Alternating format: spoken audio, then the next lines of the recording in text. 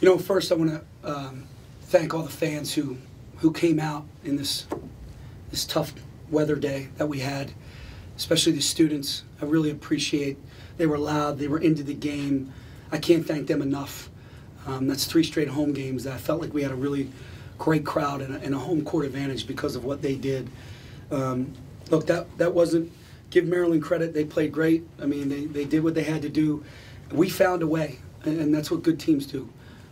Good teams find a way. When we looked a little, I don't know, slow. That's what I'll say, slow. And that's what happens in February. You get, your legs are a little shot, and you got to just you got to dig a little deeper, get a stop, get a rebound. And I think Turge might say the same thing.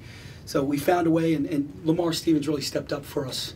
I mean, we needed every one of those points that he had tonight. Can you just elaborate a little bit more on Lamar's night and what kind of an impact he had? You know what, Lamar, I felt like in practice yesterday, Lamar was ready to go. He had some energy, he had some juice. He had his feet, his legs looked really good. He was really bouncy, and without they got a couple injuries, obviously, a couple big men that are hurt, and we just felt like Lamar could really take advantage of his size and athleticism against Maryland. What can you say, kind of, he might not necessarily be all over the stat sheet, but Jamari Wheeler, in terms of, making what he does have on the stat sheet count? Yeah, I thought he provided a critical spark when he came into the game.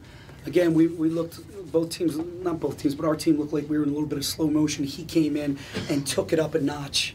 And we really needed that, desperately needed some of that energy and what he creates.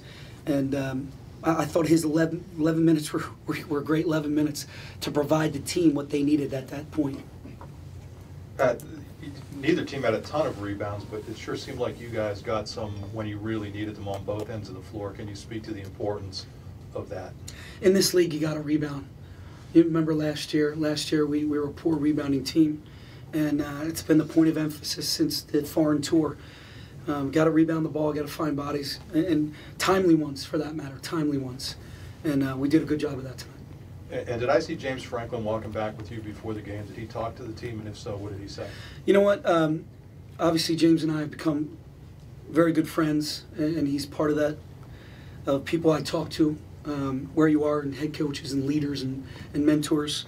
He just wanted to hang around and be around. He wanted to watch. Like, he invited me before one of his games, and you're just in the locker room, you're kind of taking everything in, you're kind of watching. And he wanted to do that with us, so I spent time with him on the court. I spent time with him just one-on-one, just him and I, and then he watched us present the board and, my final presentation, and then we go out, and he just wanted to be a part of it, which I thought was pretty cool because he had a big day and he didn't have to do that. Of course, I congratulated him 1,000 times on Rashid, but he wanted to talk about everybody. But it was good, and I think our guys seeing that the support that the coaches have for each other is critical. So to be clear, he was just kind of hanging out. He was just hanging out. Okay. Hey, Pat, over here. You guys are 4-1 since getting Josh back. What has he meant, and what kind of difference has he made since coming back?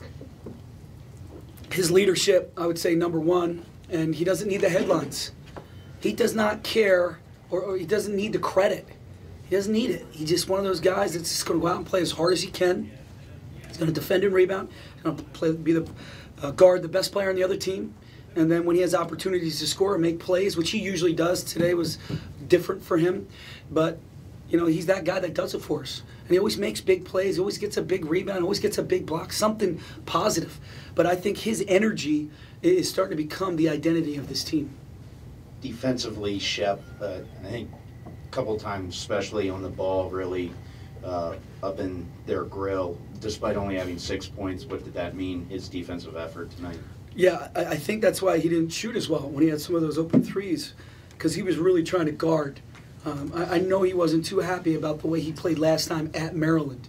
So when he was playing against Cowan and Herter, he took great pride in trying to, just stay in front and do a good job and not get scored on. Pat, right here. This is the first time Satchel Pierce has played in quite a bit, extended minutes, but what have you seen from him in practice that kind of warranted getting him some time tonight? You look at Fernando, and he's every bit of 6'10", 250, and I just felt like Satchel's earned it over the last few weeks. You know, he's getting extra shots up. He's working hard in practice. It's very easy, guys, to say, play the victim and say, oh, woe is me. I'm just going to not really practice hard. I'm not going to really bring it. And he didn't do that. He's done the opposite. He's kept a great attitude. He's kept going after Mike Watkins as hard as he can. Mike, John, and Satchel, and Julian, for that matter, all 4 guys really push each other in practice. So once I recognized that Satchel's attitude points were going up, I'm going to get him in against Fernando. I want to see how he does against him. I thought he gave us four great minutes. Pat, what went into the defensive game plan tonight, having Josh on a guy that's a little smaller than him and Cowan, and Shep going against a guy like Kevin Herter? It seemed like Shep was able to hold his own and not allow both those guys, no matter who he was matched up on, to get a whole lot of open looks. The last few games, Shep's going against Langford from Michigan State, some other bigger guards, and I felt like he's done a pretty good job for the most part. So I felt pretty good about that, and I think Cowan's that good. I just think he's that good. So we want to have our best defender on Cowan and just try to slow him down if you can.